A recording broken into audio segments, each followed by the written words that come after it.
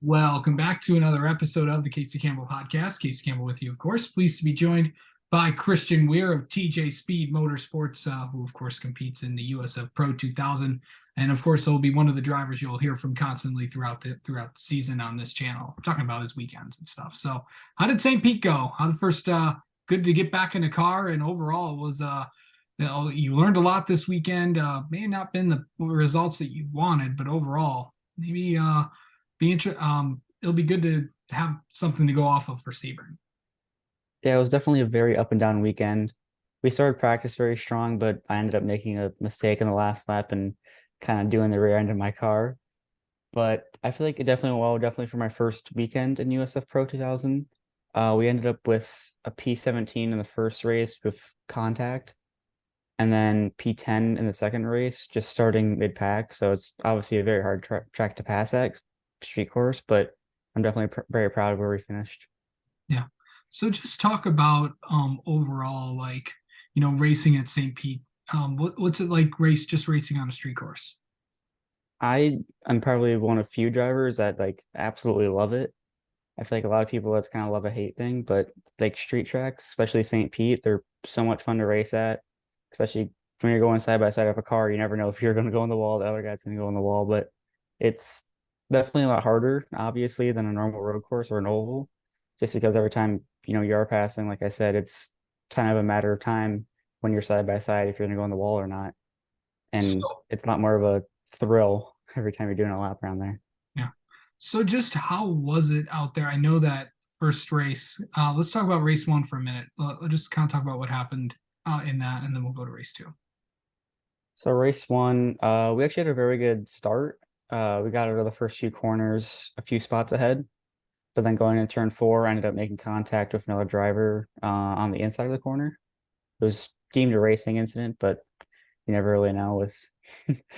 But after that, it was just kind of putting around at the back, and then we ended up trying to go for a new tire run because in the series, they allow you to improve your qualifying time in the race.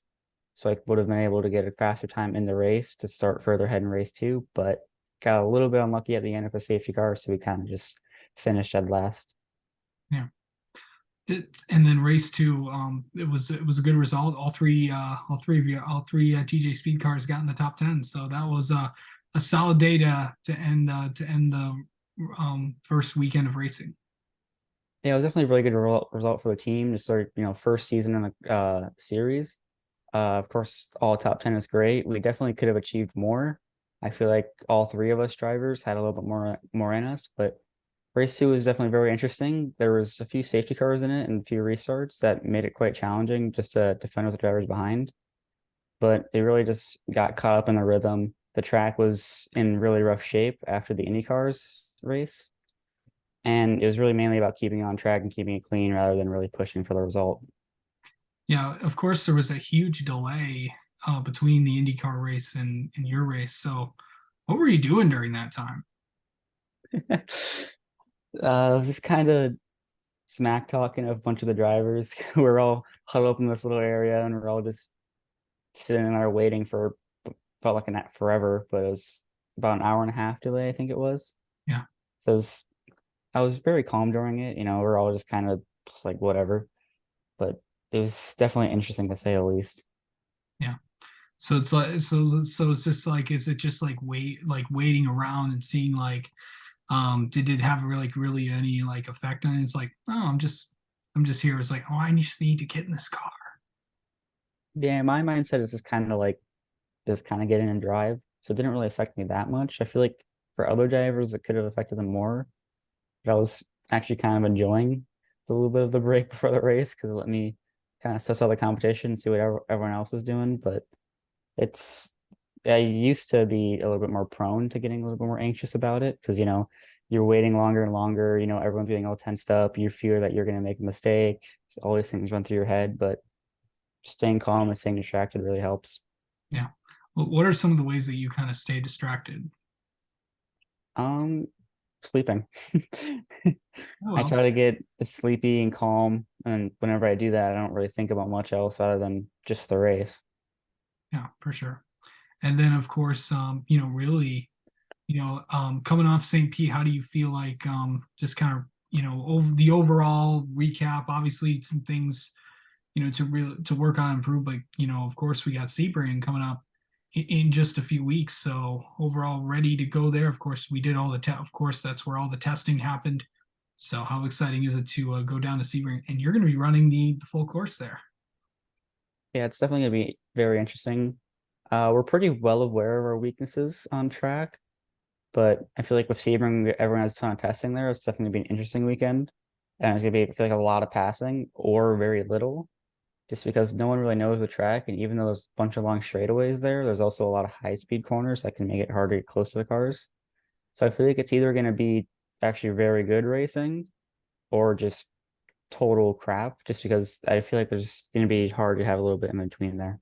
Yeah, yeah, it's a pretty bumpy course, and of course, you guys are going there the weekend after the 12 hours of Sebring, and of course the 1,000 miles of Sebring for WEC. So what's it going to be like just waiting around for a few weeks, because obviously that's probably just you probably have went right to work on getting ready for Sebring. Yeah, I mean, we're already starting to shift gears just already the day after we got home from St. Pete. It's yeah, it's definitely a very interesting combo. It's nice to have a few weeks off. I definitely have to improve some things in myself, but definitely looking forward to it.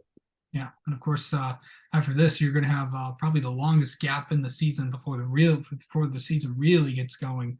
Of course, you got Indy, and then you got IRP, and then of course, Road America, Mid Ohio, Toronto, Coda, and a bunch of other places, and of course, and then in Portland as well. So yeah, it's going to be season's gonna be here before. I mean, season's going to fly by before you know it. Yeah, that's kind of what happened last year. We had a very similar schedule this year to last year, and it felt like it got really slow. Then all of a sudden, it was just bang, bang, bang, bang, race after race. It's definitely always nice to have gaps in the season because I have time to, settle down, get some schoolwork done, just kind of relax. And then I was then, excuse me, and then uh, those next few weekends before the race, you start prepping again, and then it gets all crazy for the season. So All it's right, definitely nice to have some breaks. all right. Well, Christian, thanks so much for taking some time to talk, and we'll talk to you after Sebring. All right, thank you for having me.